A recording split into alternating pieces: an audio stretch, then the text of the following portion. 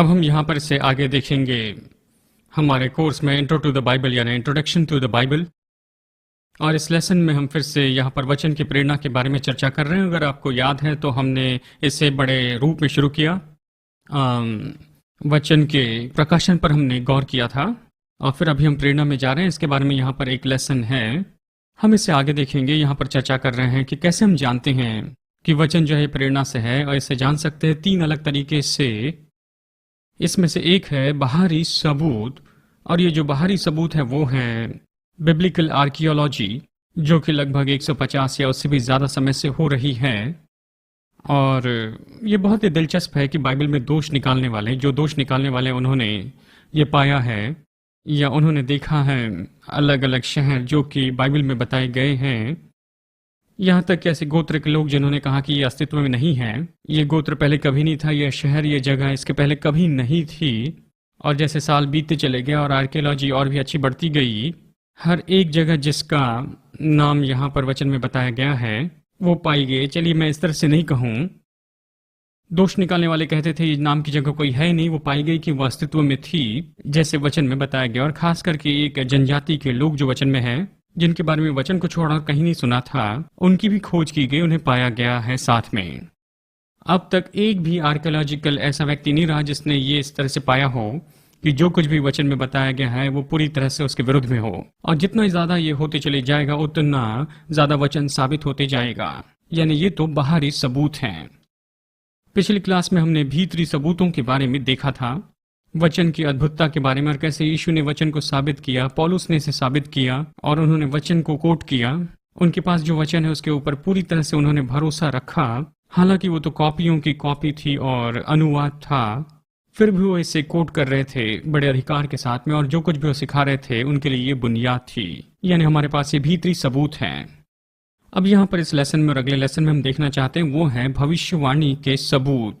और देखिए ये तो बहुत ही दिलचस्प रहा और मेरी पत्नी के लिए बहुत ही बड़ी बात रही है।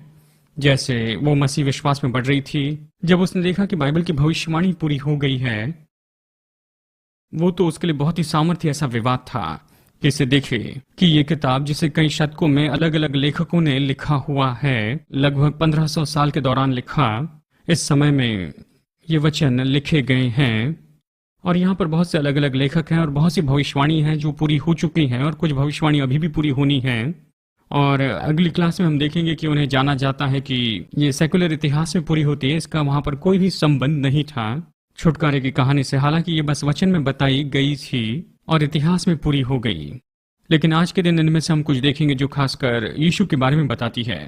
ये भविष्यवाणी की बात है उसके जीवन और उसके जन्म के बारे में, क्रूसीकरण के बारे में। लेकिन इसे शुरू करने के पहले एक बात है, एक बहुत ही सामर्थ्य विवाद है प्रेरणा के वचन के बारे में कि यीशु मुर्दों में से जी उठा है।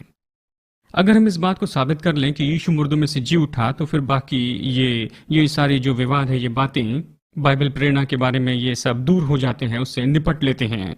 यदि यीशु मुर्दों में से जी उठा है तो वचन परमेश्वर का ही वचन है। चलिए इसे देखते हैं मत्ती अध्याय 27 में। अब हम ये जानते हैं कि इसके कई साल बाद में सुसमाचार लिखा गया है, लेकिन पिछली क्लास में हमने देखा है कि मनुष्य जो है पवित्र आत्मा की प्रेरणा में आए। चलिए देखते हैं मत्ती अध्याय 27 वचन 62, और ये वो रिकॉर्ड है। हम यीशु के पुनरुत्थान के बारे में जो रिकॉर्ड है उसमें से एक भाग देखेंगे, और फिर अगला दिन जो कि तैयारी के दिन के बाद में आता है, तब महायाजक और जो फरीसी थे वहां पर पिलातुस के पास में आए और उससे कहने लगे, देखिए वो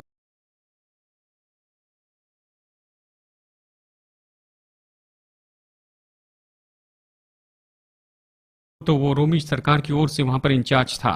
कहने लगे कि देखो हमें याद है वो धोखा देने वाला यानी यीशु के बारे में कहते हैं, जबकि वो जीवित था उसने कहा 3 दिनों के बाद में मैं फिर से जी उठूंगा। इसलिए आज्ञा दे कि जो कब्र है वो निश्चित की जाए या सुरक्षित हो 3 दिन तक, कहीं ऐसा ना हो कि रात के समय उसके चेले आए और देह चुरा कर लोगों से ये कहे कि वो तो जी उठा है, कि कहीं आखिरी गलती पहले से बहुत बुरी ना हो। तो पिलातुस ने उनसे कहा कि तुम्हें निगरानी रखो, यानी दूसरे शब्दों में रोमी सिपाही वहां पर पहरेदारी करेंगे और तुम जाकर जितना निश्चित हो सकते हो उतना निश्चित कर लो।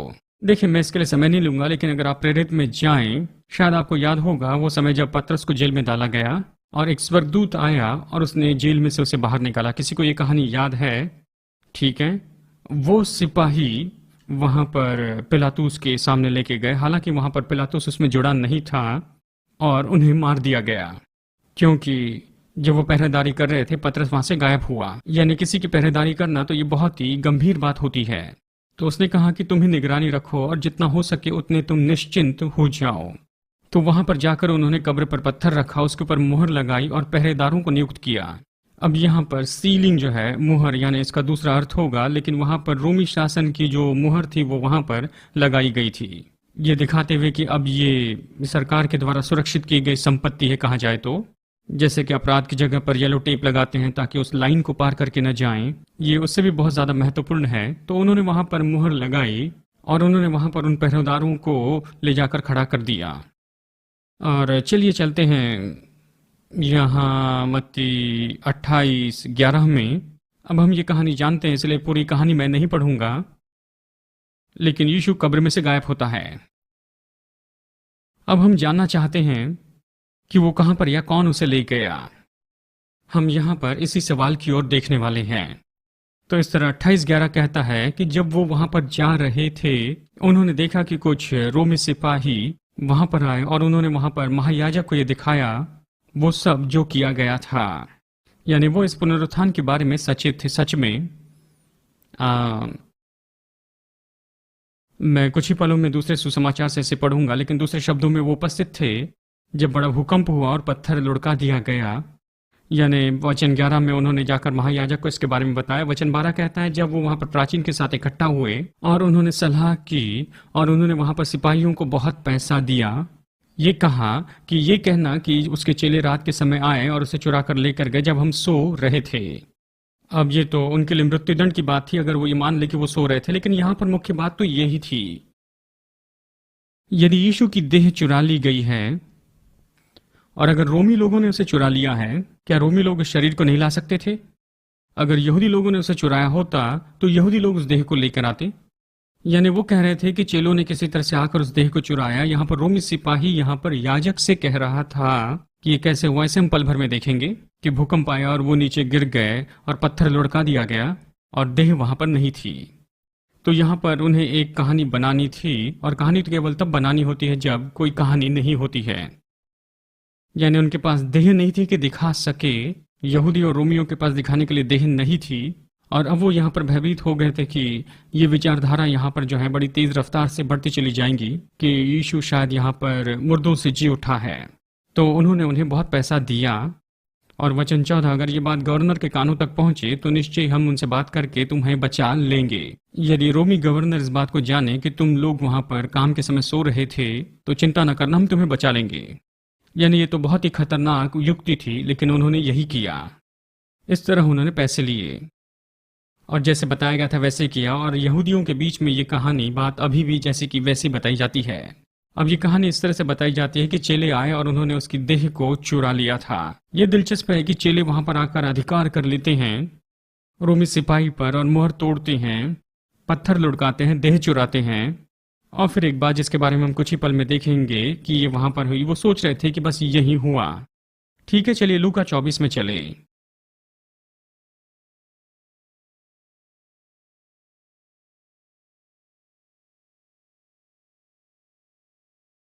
अलग सुसमाचार लूका 24 वचन 36 देखें।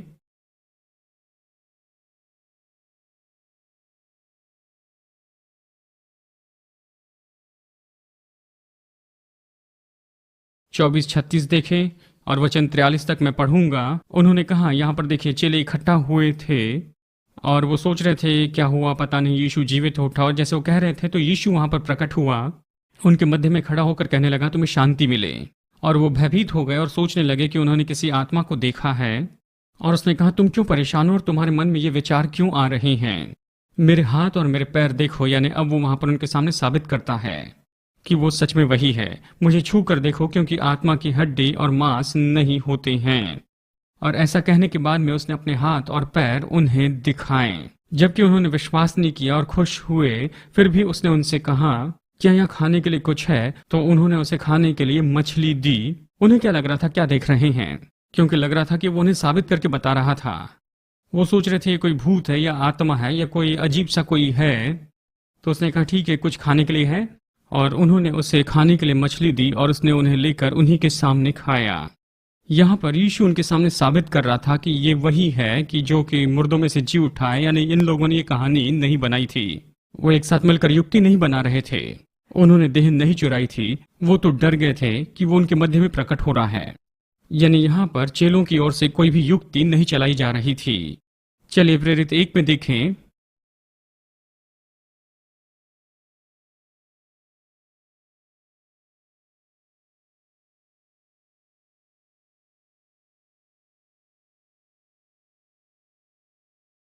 प्रेरित 1:1-3। हे थियोफिलस, मैंने पहली पुस्तक में उन सब बातों के विषय में लिखा जो यीशु ने आरंभ में की और करता और सिखाता रहा, उस दिन तक जब तक कि उसने उन प्रेरितों को जिसे उसने आज्ञा दी थी उनके सामने उठाया नहीं गया, उन चुने हुए प्रेरितों के सामने। और उसने दुख उठाने के बाद बहुत से पक्के प्रमाणों के अपने आप को जीवित दिखाया, बहुत से पक्के सबूतों के द्वारा। यानी यीशु ने यहाँ पर बहुत से पक्के सबूत दिए और 40 दिन तक वो उन्हें दिखता रहा और परमेश्वर के राज्य की बातें उन्हें बताते रहा। अब यहाँ पर यह गवाही है कि यीशु केवल वहां पर एक बार ही प्रकट नहीं हुआ। मुझे पता नहीं कितने लोगों को याद है एल्विस, जब एल्विस की मृत्यु हुई, लोग सोच रहे थे उन्होंने एल्विस को देखा। जानते हैं, मैं सोचता हूं कि मैंने उन्हें खिड़की के पास में कहीं तो भी देखा है या फिर उस बिल्डिंग के पास में देखा है। जानते हैं, ये उस तरह से नहीं था। उसने उनके साथ में 40 दिन बिताए और बहुत से पक्के सबूत दिए। ये ऐसा नहीं कि मैं सोचता हूं कि देखा है यहाँ, और मेरे चाचा कहते हैं कि उन्होंने वहां पर शायद देखा है। बहुत से पक्के सबूत है और 40 दिनों तक यीशु वहां पर उन्हें शिक्षा देते रहा, उनके मध्य में भोजन करते रहा, उनके सामने प्रकट होते रहा और वो छू कर देखते रहे कि ये सच में वही है। चलिए देखते हैं 2:32 में। अब यहाँ पे ये और भी दिलचस्प होते जाता है। प्रेरित अध्याय 2:32, पेंटिकॉस्ट का दिन। चलिए जल्दी से मैं बताऊं। वो ऊपरी कोठरी में इकट्ठे थे और पवित्र आत्मा वहां पर आता है और सभी को भर देता है। आग की सी जीभें उनके सिर पर उतरती हैं और वो अन्य भाषा में बोलने लगते हैं। अगर यीशु मर चुका है तो फिर ये सब कहां से आ रहा है? अब यहाँ पर पतरस खड़ा होता है। ये तो बिल्कुल वही पतरस है जिसने 3 बार उसका इनकार किया था। ये वही पतरस है जो डर गया था उस छोटी नौकरानी से उस परखे जाने के समय। ये पतरस जिसने प्रभु का इनकार कर दिया था, अब वो यहाँ पर खड़ा होता है। अब उसे क्या हो गया है? अगर यीशु मर गया है तो मरा हुआ यीशु इसे कैसे साहसी बना सकता है? यीशु ही वो था जिस पर ये लोग आधारित थे। अब यीशु मर गया तो इसमें हिम्मत कैसे आ गई? वो कैसे हजारों लोगों के बीच में हिम्मत से कहेगा? हजारों लोग वहां पर क्यों इकट्ठा हुए थे अचानक ही यहाँ ऊपरी कोठरी के सामने? वो किसके गवाह थे? वो क्या सुन रहे थे? और फिर पतरस खड़ा होता है और यहाँ से हम लोग सीधा वचन 32 में चलते हैं और वो कहता है कि ये यीशु जिसे परमेश्वर ने जिलाया है, उसी के हम सब लोग गवाह हैं। देखिए दोस्तों, ये तो कहीं और जगह पर हो रहा था, ये तो किसी दूसरी जगह पर हो रहा था। वो बाहर जाकर मिस्र में इसका प्रचार नहीं कर रहे थे, ना ही इटली में जाकर प्रचार कर रहे थे। और ये नहीं कहा कि हम एक नई आस्था लेकर आ रहे हैं उसकी ओर से जो मुर्दों में से जी उठा है किसी और जगह पर, आपको बस विश्वास करना है। ऐसी बात नहीं थी। यहाँ पर तो वो वही भीड़ थी। शायद इन्हीं में से कुछ लोगों ने कहा होगा कि इससे तुम क्रूस पर चढ़ाओ, और वो ये उन्हें प्रचार कर रहा है। यानी ये किसी कोने में नहीं किया गया। ये सारी बातें वो तो जानते थे। वो कहता है ये वही यीशु है जिसे परमेश्वर ने मुर्दों में से जिलाया है और उसी के हम सब लोग गवाह हैं। कोई यहाँ पर इस तरह से उसे कोने में ले जाकर कह सकता था रुको रुको रुको, मैंने इसे नहीं देखा है, मैं हर समय तुम्हारे साथ था, मैंने ये नहीं देखा। उन्होंने देखा था। कोई इसका विरोध नहीं कर रहा था, उन्होंने उसे देखा था। तो चलिए अब चलते हैं 1 कुरिन्थियों में 15:4-7 में।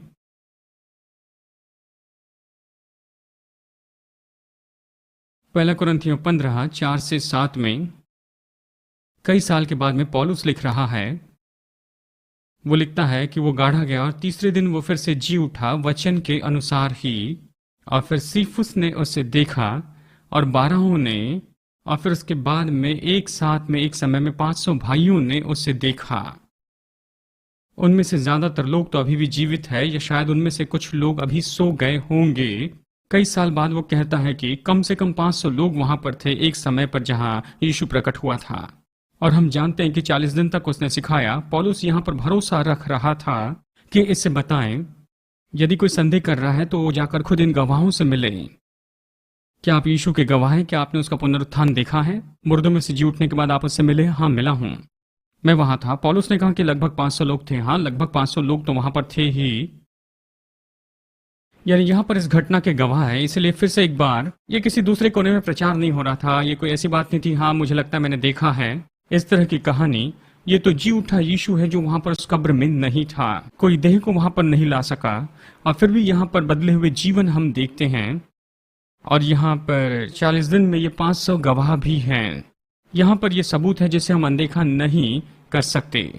ठीक है, चलिए प्रेरित 5 में चलें। अब पेंटिकॉस्ट के दिन के बारे में मैंने हल्के से आपको बताया कि कैसे कैसे लोग बपतिस्मा पाए, पवित्र आत्मा से भर गए और हजारों लोगों ने उद्धार पाया।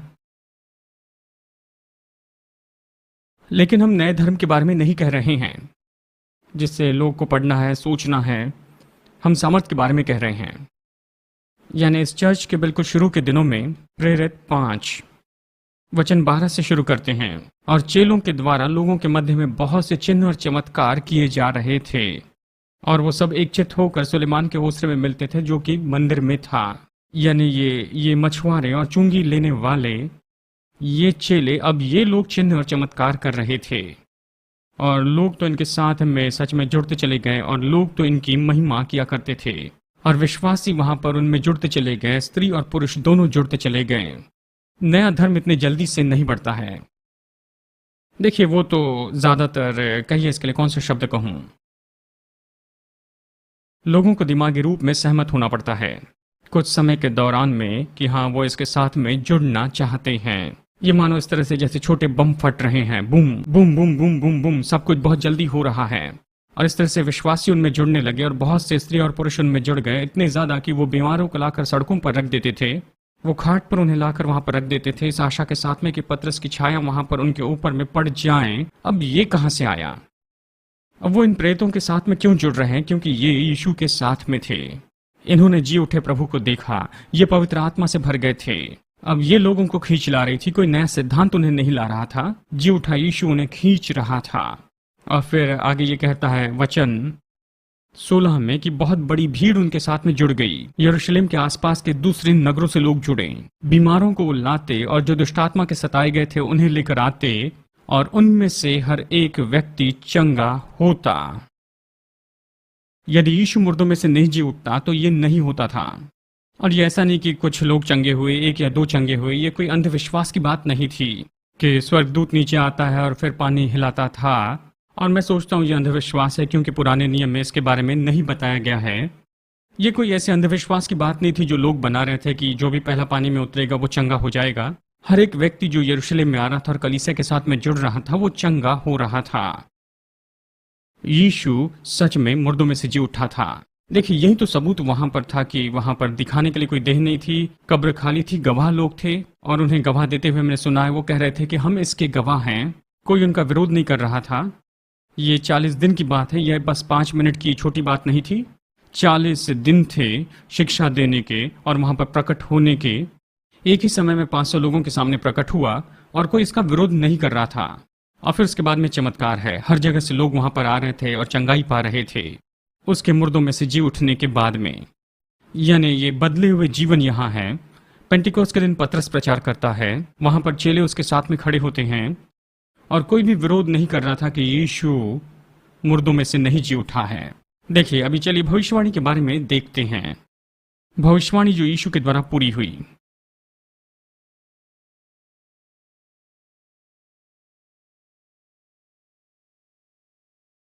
अब ये तो केवल कुछ ही हैं, ऐसे तो बहुत से हैं। अगर आपके पास समय है तो क्रिश्चियन बुक स्टोर में जाकर बुक्स खरीद लें, बाइबल की भविष्यवाणी, और आप इसे इंटरनेट पर देख सकते हैं। बहुत ही दिलचस्प है। चलिए मीका 5:2 में चलते हैं, उसके जन्म से शुरू करें। मुझे यहाँ पर मीका देखना होगा।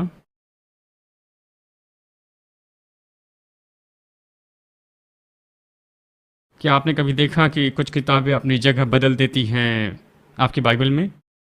हाँ, पिछली बार यहीं पर तो थी। ठीक है, मीका 5:2 ये कहता है, हे बैतलहम एफ्रता, हालांकि तू हजारों यहूदा के बीच में बहुत ही छोटा है, लेकिन तुझ में से वो निकलेगा जो आगे इसराइल के ऊपर में राज्य करेगा, और उसका राज्य जो है वो तो हमेशा सदा के लिए बना रहेगा। अगली क्लास में इसके बारे में हम चर्चा करेंगे। यीशु तो अनंत काल का है, इसका मतलब यह है वो हमेशा का है। और ये कहता है कि बैतलहम से वो राज्य करने वाला आएगा जो कि हमेशा से है। और ये लिखा गया यीशु के जन्म के लगभग 700 साल पहले, कि उसके बारे में भविष्यवाणी की गई थी कि वो बैतलहम में जन्मेगा। यशायाह 4:14 हम सभी को नहीं देखेंगे लेकिन कुछ ही वचन देखेंगे। यशायाह 7:14 यही तो वो विवाद है जहां पर कोई भी दोष निकालने वाला कोई बहस नहीं कर सकता है कि ये भविष्यवाणियां तो थी, और अगली क्लास में हम देखेंगे दूसरी सांसारिक भविष्यवाणियां भी, और वो भी पूरी हो गई। बाइबल में दोष निकालने वालों के लिए मानो बंद कर देना है।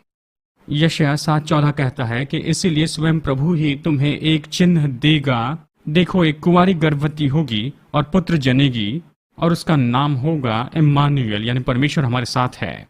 चलिए देखिए मत्ती 1:18 से 23 तक। फिर से ये भविष्यवाणी यीशु के जन्म के 700 साल पहले हुई। मत्ती 1:18 से 23 तक। अब यीशु मसीह का जन्म यहाँ पर इस तरह से बताया गया कि जबकि माता मरियम उसकी मंगनी यूसुफ के साथ हुई थी, लेकिन बाद में पता चला वो पवित्र आत्मा से गर्भवती है। तो यूसुफ जो कि एक धर्मी व्यक्ति था, वो उसका अपमान नहीं करना चाहता था, इसलिए गुप्त में या छिपकर उसे छोड़ देने की योजना बना रहा था। और जब वो इस पर सोच रहा था, सपने में एक स्वर्गदूत उस पर प्रकट हुआ। उसने कहा, दाऊद की संतान यूसुफ, तू डर मत और मरियम को तो अपनी पत्नी बना, क्योंकि जो उसके गर्भ में है वो तो पवित्र आत्मा से है, और वो एक पुत्र को जन्म देगी और उसका नाम तो यीशु रखना, क्योंकि वो लोगों को उनके पाप से बचाएगा। यानी यहाँ पर देखिए वचन 23 कहता है कि एक कुमारी गर्भवती होगी, बच्चे को जन्म देगी, उसका नाम इम्मानुएल होगा, परमेश्वर हमारे साथ है। यीशु के बहुत से नाम हैं, लेकिन परमेश्वर हमारे साथ, इम्मानुएल, इसी की भविष्यवाणी की गई थी। वो अनंत काल से है, वो हमारे साथ है, परमेश्वर। और इसकी भविष्यवाणी इसके होने के 700 साल पहले की गई थी। वो यहूदा के गोत्र से होगा। उत्पत्ति 49:10। चलिए पूरा होना ही नहीं पढ़ूंगा, लेकिन भविष्यवाणी को भी यहाँ पर पढ़ना चाहता हूँ। उत्पत्ति 49:10 कहता है कि राजदंड यहूदा से दूर नहीं होगा और व्यवस्था देने वाला उससे दूर नहीं किया जाएगा, जब तक शिलो न आ जाए और सभी लोग एक साथ में इकट्ठे न हो जाएं। यह कहता है यहूदा से राजदंड दूर नहीं होगा, यानी राजा जो है वो तो यहूदा से ही होगा। देखिए पहले कहा था वो कहाँ पर जन्म लेगा, बैतलहम में। और ये तो उत्पत्ति के बाद में लगभग 1400 साल के बाद की बात है। ये पूरा होने के 1400 साल पहले वो दाऊद के वंश में से होगा। यिर्मयाह 23:5। यिर्मयाह 23:5। और वो कहता है कि देखो वो दिन आता है, परमेश्वर ये कहता है कि मैं दाऊद में से एक धर्मी शाखा निकालूंगा और राजा उसमें से आएगा और वो न्याय और धर्म का काम करेगा इस पृथ्वी पर। अब ये जो लेखक है एक दूसरे को नहीं जानते थे। ऐसा नहीं कि वो एक साथ मुलाकात करने बैठे, कहे कि चलो इसकी योजना बनाते हैं। हम यहाँ पर सैकड़ों साल के समय की बात कर रहे हैं इस घटना के पहले, और खास करके ये अलग अलग लेखक ने लिखा है। चलिए मत्ती 21:9 में चलते हैं। ये कहता है कि वो दाऊद के वंश से होगा। मत्ती 21:9 में देखें, जब वो यरूशलेम में विजय प्रवेश कर रहा था, बड़ी भीड़ उसके आगे आगे नाचते हुए गाते हुए कह रहे थे कि होसन्ना दाऊद की संतान, धन्य है वो जो प्रभु के नाम में आता है, होसन्ना सबसे ऊंचे में। कम से कम उन्होंने ये तो जाना कि वो कहाँ से आया है। खास करके बाद में उन्होंने कहा कि इसे क्रूस पर चढ़ाओ। लोग तो ऐसे ही होते हैं। खैर कुछ भी हो, उन्होंने ये जाना कि ये दाऊद के वंश से हैं और ये तो यहूदा गोत्र से हैं। यानी ये भी पूरा हुआ। इसके आने के पहले कोई होगा, यशायाह 40।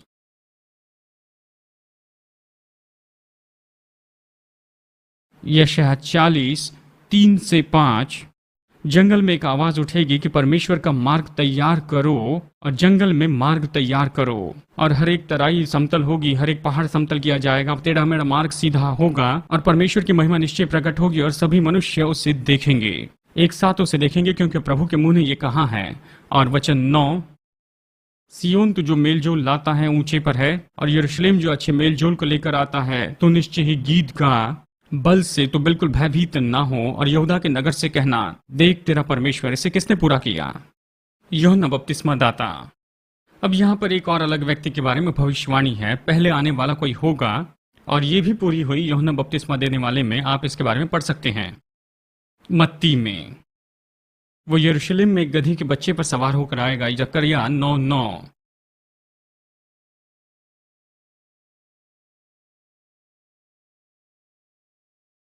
जकरिया 9:9 कहता है कि हे सियोन की पुत्री तू बहुत ही आनंदित हो, हे यरूशलेम की बेटी तू चिल्ला, क्योंकि तेरा राजा तेरे पास आता है। वो न्यायी है, उसके पास उद्धार है, वो बहुत नम्र है, वो गधी नहीं वरन गधी के बच्चे पर सवार होकर आता है। अब दिलचस्प बात यह है कि इसराइल इसे नहीं देख रहा था। वो बस देख रहे थे कि कोई सामर्थी महान राजा वहां पर, विजयी राजा आए, गधे पर सवार होकर नहीं, लेकिन घोड़े पर आए, सेना लेकर आए, रोम को हटा दे और राज्य को फिर से स्थापित करे। वो यही तो देख रहे थे। ये तो स्पष्ट भविष्यवाणी है जकरिया की किताब में। ये सच में बताता है कि वो पहली बार कैसे आएगा। और देखा जाए तो इस समय तक ये लोग अच्छे से जानते थे कि उन्हें इन सारी बातों को देखना चाहिए, और यीशु बिल्कुल ऐसे ही तो आया था, गधे पर। और ये पूरी हुई यहाँ लूका में। ठीक है, चलिए देखते हैं उसे परमेश्वर का पुत्र कहा जाएगा। चलिए यशायाह 9 में।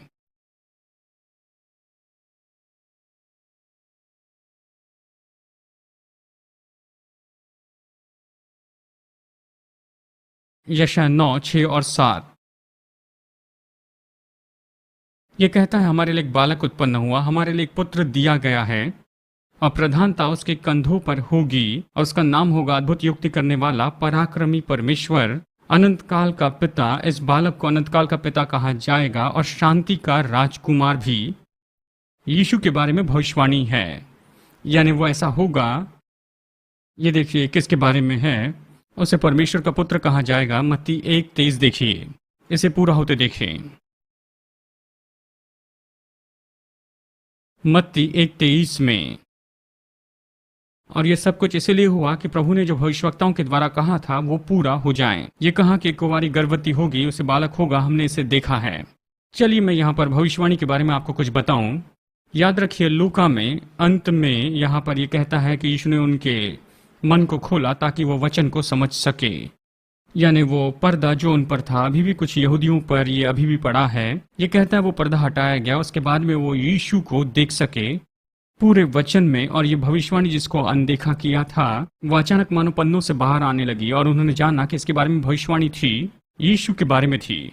और यीशु कोई ऐसा, यीशु भविष्यवाणी को पूरा करने की कोशिश नहीं कर रहा था, जैसे वो जी रहा था ये भविष्यवाणी अपने आप पूरी होती जा रही थी। वो ये नहीं कह सकता, सुनो मेरा जन्म बेतलहम में हुआ है, मैं दाऊद के वंश में से हूँ, मैं कुंवारी से जन्मा हूँ, चलो मैं इसे आगे बढ़ाते जाता हूँ।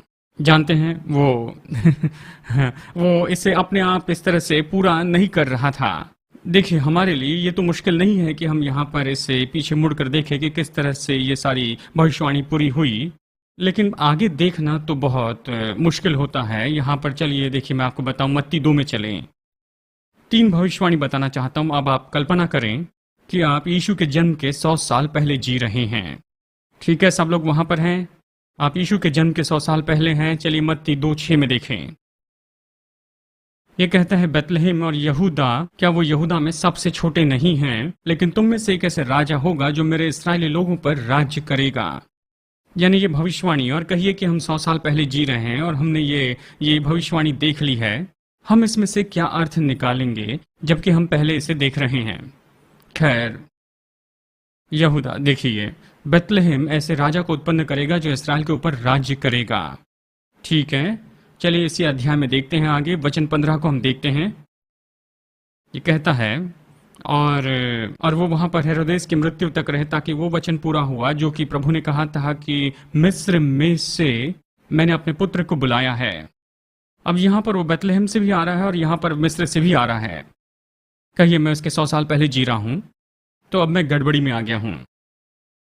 ठीक है, चलिए एक और देखते हैं, आखिरी वचन और फिर ऐसा हुआ, देखिए वचन 23, फिर वो आकर नासरत में रहने लगे ताकि भविष्यवक्ताओं के द्वारा जो कहा गया था कि वो पूरा हो कि उससे नासरी भी कहा जाएगा। तो यहाँ पर 3 मसीह आ गए, एक जो बैतलहम से आता है, दूसरा जो मिस्र से आता है और तीसरा नासरत में रहता है। अब देखिए कितना गड़बड़ी वाला दिखता है, जबकि आप उस पार होते हैं आप इसे नहीं समझ पाते। इसका कोई अर्थ नहीं बनता है, जैसे कि मैं आपको आगे बताऊंगा, अंतिम समय की भविष्यवाणी और दूसरे आगमन के बारे में आपको सिखाऊंगा। लेकिन यहाँ पर बहुत सी अलग जगह है, क्योंकि हम यहाँ पर इस पार से उसे देख रहे हैं, और जो उसके उस पार है वो पीछे देखकर कहेंगे, ओ अभी समझ आया। और इसलिए मैं हमेशा उसकी सराहना नहीं करता इन सारे डॉगमेटिज्म की, यही शब्द है। बाइबल के कुछ भविष्यवक्ता शिक्षक जो डॉगमेटिक होते हैं, ये ऐसे ही होना है। जब मैं ऐसी कुछ बातों को पढ़ता हूं तो मैं सोचता हूं ठीक है, प्रभु को कुछ समय देते हैं, हाँ, लेकिन यहाँ पर जब हम इसे आगे देखते हैं तो हम जानते हैं कि वो बैतलहम में जन्मा, वो नासरत में पला बढ़ा, कुछ समय तक मिस्र में रहा, बाद में बाहर आया, अब समझ में आता है। लेकिन जो इसे पहले पढ़ रहा है उनके लिए ये गड़बड़ी की बात होगी। ठीक है, फिर उसका मित्र उसे पकड़वाएगा। भजन 41 वचन 9 देखिए।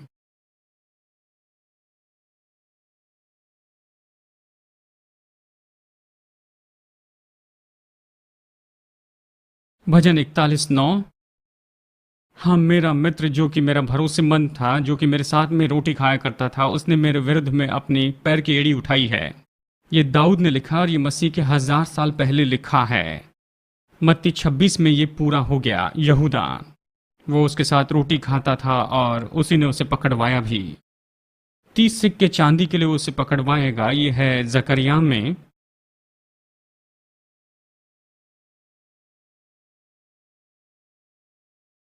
जकरिया 11, 12 और 13 में। देखिए कुछ लोग ये सोचते हैं ये तो पहले से मन घड़त कहानी बनी है। कुछ लोग ये भी सोचते हैं ये वचन तो यीशु के समय के बाद में लिखे गए हैं। ये तो मूर्खता है, क्योंकि यहूदियों ने अपने वचन को थामे रखा है, उसे बनाए रखा है। इसके बारे में हम अगली क्लास में देखेंगे। हजारों साल तक वचन संभाले, इसमें कोई संदेह नहीं है। हिब्रू वचन, यहूदी वचन। लेकिन जानते हैं बाइबल के दोष निकालने वाले हमेशा होते हैं। जकरिया 11, 12 और 13 ये कहता है, मैंने उनसे कहा अगर तुम्हें अच्छा लगता है तो मुझे मेरा पारितोषिक दो, और अगर ऐसा नहीं तो फिर वो राह देखते रहें कि मेरी कीमत जो है 30 चांदी के सिक्के ठहराई। और प्रभु ने कहा कि इसे तो कुम्हार के सामने रख, और ये तो सच में एक कीमत है।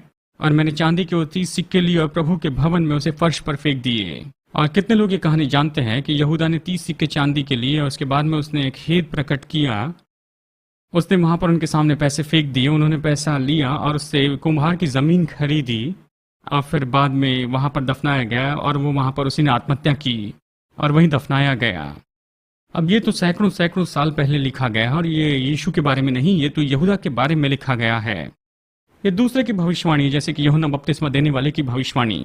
और ये सभी लोग एक साथ में आते हैं प्रभु के वचन के द्वारा इसी एक समय काल में, यीशु के जीवन, उसके मृत्यु और उसके पुनरुत्थान में। और वो सब अनजाने में उन वचनों को पूरा करते हैं जो पहले से कहे गए हैं। उसे मारा जाएगा। यशायाह 50:6, यशायाह 50:6,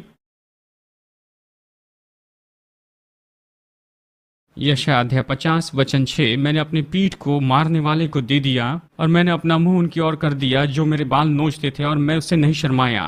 और अगर आप नए नियम में देखें तो आप पाएंगे जैसे ये कहा गया था बिल्कुल वैसे ही ये पूरा हो गया। और फिर वचन 10, माफ कीजिए नंबर 10, वो चुप रहेगा। यशायाह 53:7, वो शांत रहेगा दोष लगाने वालों के सामने।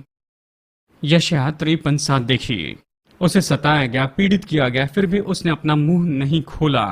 वध किए जाने वाले मेमने के समान लाया गया, और जैसे ऊन कतरने के लिए लाई जाती है, उसने अपने मुंह को नहीं खोला। यहाँ पर उसने खुद को बचाव के लिए कुछ नहीं कहा। जब हम उस परीक्षा को देखते हैं जिसमें से यीशु गया, वो धनी व्यक्ति की कब्र में दफनाया जाएगा। यशायाह 53:9, और ये कहता है जैसे मैंने इब्रानियों में आज सुबह से देखा, उसकी कब्र दुष्टों के संग रही। इसका मतलब ये है उसकी कब्र दुष्टों के बीच में होगी। इसका मतलब है कि उसे क्रूस पर 2 अपराधियों के बीच में लटकाया गया। वो तो उनके साथ में दफनाया जा सकता था। उसकी कब्र दुष्ट के साथ में गिनी गई और धनियों के साथ वो गिना गया। यानी एक धनी व्यक्ति वहां पर आता है, यीशु की लोथ मांगता है और उसे धनी व्यक्ति की कब्र में वो रखता है, क्योंकि उसने कोई उपद्रव नहीं किया था। यीशु के 700 साल पहले ये लिखा गया। यशायाह 53 तब लिखा गया। ये क्रूसीकरण के बारे में बताता है। कुछ समय बाद हम इसे देखेंगे।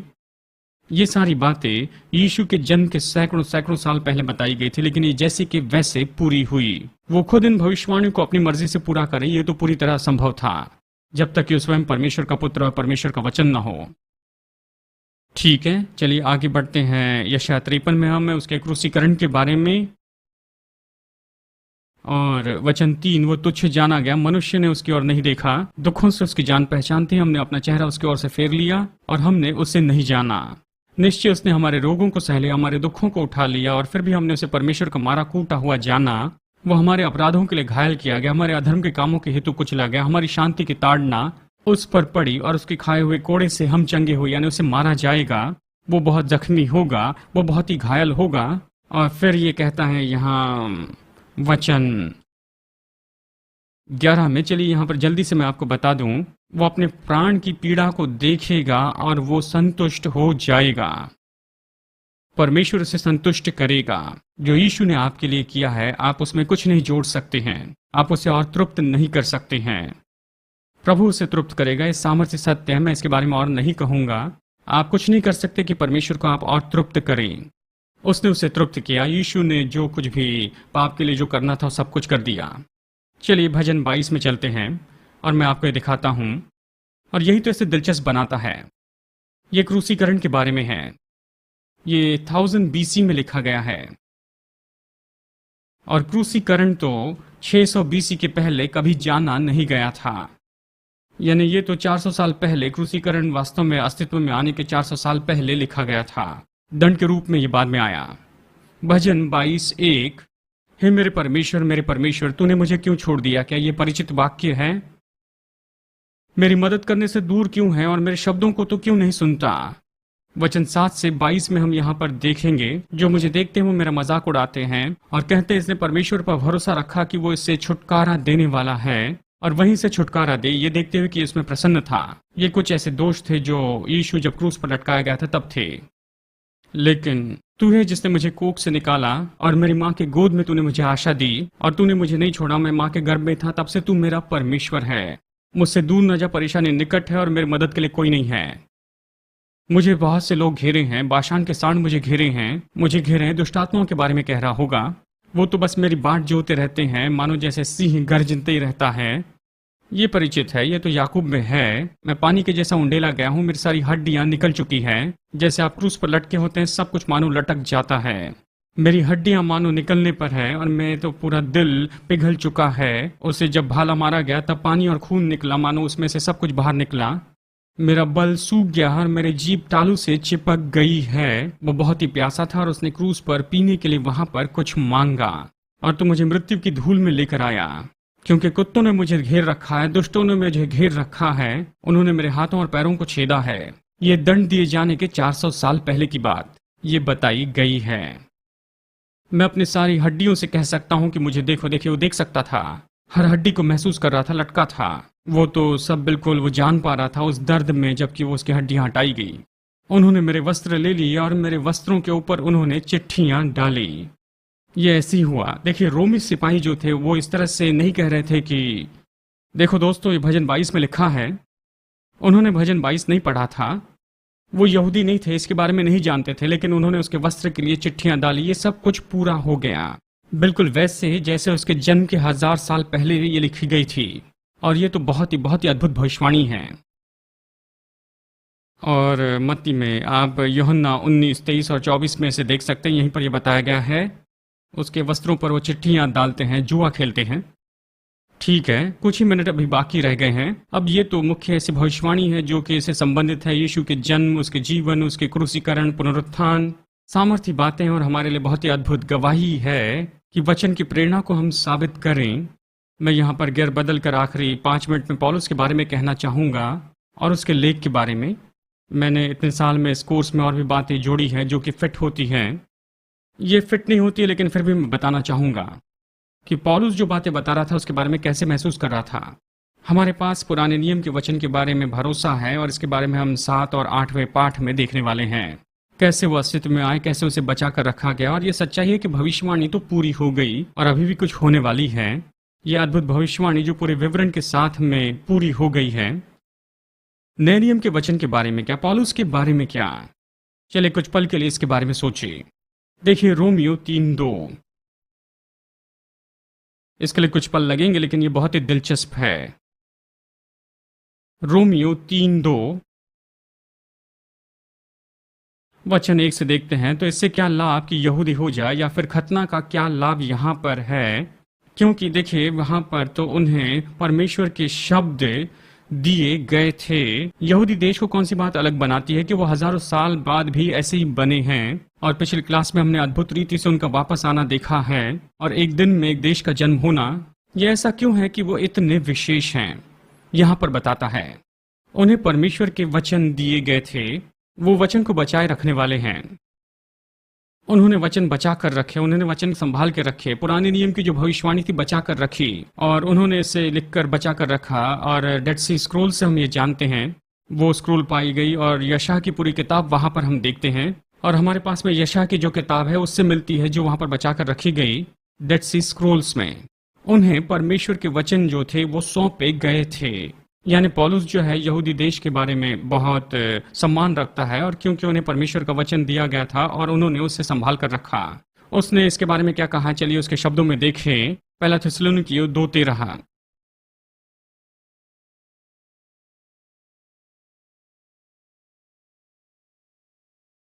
पहला थिस्सलुनीकियों 2:13, और ये कहता है, इस कारण हम परमेश्वर का धन्यवाद देते हैं कि जब तुमने वचन पाया, कि तुमने उस वचन को पाया जो मैं प्रचार कर रहा था, तुमने हमसे पाया। पौलुस कहता है तुमने से मनुष्य के शब्द नहीं लेकिन परमेश्वर के वचन के रूप में स्वीकार किया।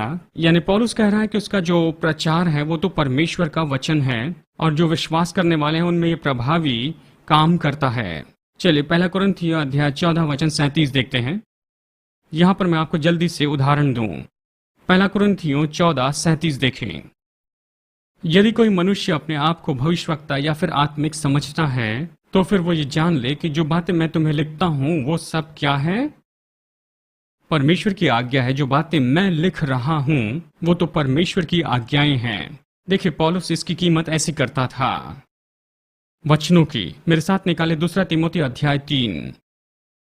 वो जानता था कि उसके शब्द तो वचन हैं। अब 2 तीमुथियुस जो कि उसकी अंतिम पत्री है, इसके पहले कि उसे मारा जाए, और 2 तीमुथियुस 3 में हम ये देखते हैं कि वो जानता है कि उसका प्रचार तो परमेश्वर का वचन है, और वो ये भी कहता है कि उसका लेख तो परमेश्वर की आज्ञा है, और वो कहता है सारा पवित्र शास्त्र परमेश्वर की प्रेरणा से है और ये लाभदायी है उपदेश, शिक्षा के लिए, शिक्षा और धार्मिकता के लिए, प्रभु के जन हर एक भले काम के लिए तैयार हो जाएं। और देखिए हम तो सामान्य रूप में सोचते हैं केवल पुराने नियम के लिए है, सामान्य रूप में मैं भी ऐसे करता था।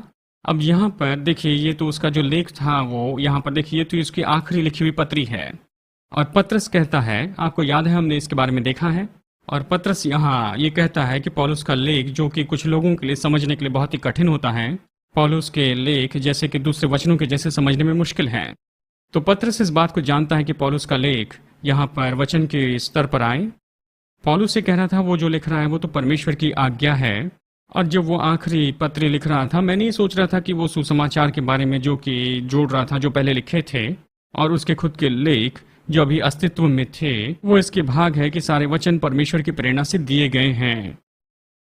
चलिए देखते हैं 2 थिस्सलुनीकियों 3:14 में। 2 थिस्सलुनीकियों, समय खत्म हुआ अनदेखा करें, 3:14 ये कहता है कि यदि कोई मनुष्य हमारे शब्दों का अनुकरण नहीं करता है इन पत्रियों के द्वारा, तो उस व्यक्ति के साथ कोई संगति नहीं रखना और वो बिल्कुल शर्मिंदा होगा। पौलुस यहाँ पर बड़ा जोर देता है, उसके लेख पर, इन सारी पत्रियों पर जोर देता है। ये तो ऐसा नहीं कि बस ये उसकी कोई सलाह है या उसका दृष्टिकोण है या उसके विचार है। वो कहता है मैं तीसरे स्वर्ग में उठाया गया, मैंने ये सुसमाचार मनुष्यों से नहीं सीखा है, मैंने इसे यीशु मसीह की ओर से पाया है। और वो कहता है कि अब मैं जो लिखता हूँ परमेश्वर की आज्ञा है, और यदि कोई इन पत्रियों की आज्ञा नहीं मानता है, यानी उसके लेख उसके मन में तो वचन के रूप में गिने गए थे। चलिए ठीक है, गलातियों 1 में देखते हैं, मैंने इसके बारे में भी बताया, इसे चलिए देखते हैं 8 और 9। वो कहता है कि यदि हम या स्वर्ग का स्वर्गदूत तुम्हें इसे छोड़कर और कोई सुसमाचार प्रचार करता है, इस सुसमाचार को छोड़कर और कुछ कहता है, तो वो श्रापित है। वो कहता है, जैसे तुम्हें पहले बताया, अभी फिर से बताता हूँ कि इस सुसमाचार को छोड़ अगर कोई और सुसमाचार लाता है तो वो श्रापित है। कैसे यहाँ पर पौलुस ये सुसमाचार के बारे में कहता है जो वो प्रचार कर रहा है, उसके विरुद्ध में जो दूसरे प्रचार कर रहे थे। वो कहता है यही सच्चा सुसमाचार है। और फिर वो आगे कहता है, वो कहता है वचन 11 में कि ये सुसमाचार जो मैं तुम्हें बताता हूँ इसके बारे में कहूँ कि मैंने इसे मनुष्य से नहीं प्राप्त किया है, इसे मैंने मनुष्य से नहीं पाया, ना ही किसी ने मुझे सिखाया है, लेकिन ये यीशु मसीह का प्रकाशन है। यानी पौलुस की जो समझ थी या पौलुस के जो लेख थे, और पौलुस के जो लेख थे ये तो बिल्कुल समान हैं परमेश्वर की आज्ञा के। वो बिल्कुल वचन के समान है। पतरस समझता था कि ये वचन के समान है। चलिए देखते हैं दूसरा कुरिन्थियों 13:3। दूसरा कुरिन्थियों 13:3। जबकि तुम मसीह का सबूत चाहते हो मुझसे कहते हुए। तो पौलुस यहाँ इस बात के बारे में सचेत है कि जो वो कहता है तो मसीह उसके द्वारा बातें करें। यानी मसीह का जो अधिकार है, जो कुछ भी वो प्रचार करता है, शिक्षा देता है, उसमें आगे बढ़ता है। और चलिए देखें, मैं सोचता हूं बस इतना ही है। यानी यहाँ पर विचार तो यही है, ये बस एक्स्ट्रा है और बस मैं आपको यही बताने की कोशिश कर रहा हूँ पौलुस कैसे अपने लेख का मूल्य जानता था। नए नियम के बारे में जब हम देखेंगे तो इसके बारे में विवरण से देखेंगे, जो कि एक बिल्डिंग ब्लॉक होगा उस पाठ के लिए। ठीक है, तो हमने देखा है पुनरुत्थान को, यीशु के बारे में भविष्यवाणी को देखा, और ये भी देखा कि पौलुस ने जो पत्रियां लिखी उसे वो कैसे देखता था। हम एक ढांचा बना रहे हैं और बहुत आगे जाना है, लेकिन बस यही दिखाने की कोशिश कर रहे हैं कि जो वचन हमारे पास में ये परमेश्वर का वचन है, पवित्र आत्मा की प्रेरणा के द्वारा है। इसमें परमेश्वर का जीवन है। यीशु ने कहा मेरे वचन तो जीवन है और आत्मा है, यूहन्ना 6:63 में। ठीक है, कुछ विचार या सवाल, कुछ मिनट हैं। जी हाँ, यहूदी लोग यीशु से दूर क्यों चले जाते हैं? माफ करना, क्या यहूदी लोग यीशु से दूर क्यों चले जाते हैं? किस कारण यहूदी लोग यीशु से दूर चले जाते हैं? वो उस नम्र को नहीं देख रहे थे जो गधे पर सवार हो, मसीहा हो। अभी के यहूदी वो अभी भी मसीहा की राह देख रहे हैं, जो एक महान राजा के रूप में आएगा और सारे शत्रुओं को खत्म करेगा और राज्य स्थापित करेगा। गलत सोच है। ये कहता है कि उनकी आंखों पर एक पर्दा पड़ा है जब वचन पढ़ते हैं, और मसीह में वो पर्दा हटा दिया गया है। ये कहता है मसीह का इनकार करने के द्वारा। देखिए यहाँ पर रोमियो 11 में कहा गया है वो हमारे लिए आशीष है, क्योंकि उनके अविश्वास के कारण हम जोड़े गए हैं, और फिर एक दिन जब वो विश्वास करेंगे वो भी जुड़ जाएंगे और सारा इस्राएल उद्धार पाएगा। इस तरह से कहता है। वो विश्वास नहीं करते कि यीशु परमेश्वर है, वो विश्वास नहीं करते कि मसीहा है, कम से कम उस रूप में जैसे हम जानते हैं। ठीक है, और कोई? मैंने हाथ देखा था। जी हाँ, हाँ, आप पूछ सकते हैं। मेरा कहना यह है कि कुछ लोग हैं जो कि यीशु पर विश्वास करते हैं यहूदी लोगों में से, और वो उन्हें हम लोग मैसेनिक यहूदी कहते हैं। और जहाँ तक कि मैंने सुना है कि यहूदी लोगों में भी कुछ लोग हैं जिन्होंने यीशु पर विश्वास किया है। ऐसे मैसेनिक यहूदी आज भी इस देश में बहुत तरह से पाए जाते हैं। जी जी हाँ, ये टिटमटान है। मेरे एक बहुत ही अच्छे दोस्त हैं जो कि मैसेनिक सेवकाई में हैं, यूरोप और दक्षिण अमेरिका में, और बहुत से यहूदी लोग विश्वास में आ रहे हैं। सुसमाचार सुनने के बाद में वो विश्वास कर रहे हैं। ये एक बहुत अच्छा चिन्ह है, और ये एक चिन्ह है कि अंतिम समय आ रहा है। आमीन। ठीक है, हाँ, आप पूछिए। जी, मेरा सवाल ये है कि यीशु मुर्दों में से जी उठा है, इसके बारे में हम कौन से सबूतों को देख सकते हैं? अभी इस समय के संसार में हम किन चीज़ों को देख सकते हैं और कह सकते हैं कि हाँ, यीशु जीवित है? इसके बारे में आपका क्या विचार है? आप क्या सलाह देंगे? खैर, आपको अपना जीवन, आपको अपनी ही गवाही को देखना है, बदले हुए जीवन को आपको देखना है, आपको देखना है चमत्कारों को जो शायद आपने अपने जीवन में देखे हैं। हमारी जो गवाही इस तरह से होगी जैसे कि पौलुस ने कहा है कि मैं मनुष्य को लुभावने वाली बातों को लेकर नहीं आता, लेकिन पवित्र आत्मा की सामर्थ के साथ में, चिन्ह और चमत्कार के साथ में। और यही तो हमारी गवाही होनी चाहिए। हमारे जीवन में परमेश्वर की सामर्थ होनी चाहिए, और प्रेरितों के साथ में यही हुआ। इसीलिए लोग वहां पर उनकी सुनने के लिए पेंटिकॉस्ट के दिन आए। कुछ तो भी हुआ और उसके बाद तुरंत ही चंगाई और चमत्कार होने लगे, और यही तो सबूत है। बहुत से लोग जो है यहोवा विटनेस की ओर आकर्षित होंगे या फिर मैमोनिज्म की ओर आएंगे, मैं दोनों के बारे में कहूं, लेकिन वो वहां पर चमत्कार के कारण नहीं जाते हैं। वो वहां पर जा रहे हैं बस कुछ दिलचस्प सोच से, लेकिन चमत्कार के कारण नहीं। लोग यीशु के पास में चमत्कार के कारण आए। यदि सुसमाचार में सामर्थ्य नहीं है तो फिर हम यहाँ पर मुख्य नंबर 1 विवाद को खो रहे हैं। ये दिमागी नहीं हो सकता, इसमें सामर्थ्य होनी ही चाहिए। आमीन।